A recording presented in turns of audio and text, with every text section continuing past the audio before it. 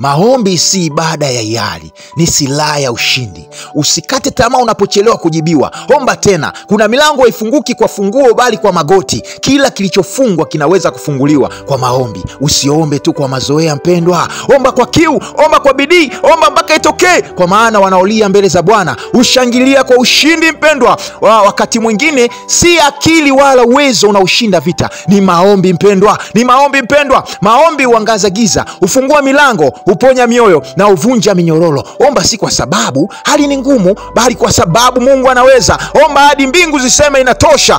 Omba hadi hali badilike. Omba kama mshindi, si kama mnyonge. Kwa maana aliye kwenye magoti mbele za Mungu husimama imara mbele za dunia. Wako wanaolala usingizi mzito, lakini walinzi wa kiroho huamka usiku kwa maombi. Adui akati tamaa kwa maisha yako, nawe usikate tamaa kwenye maombi.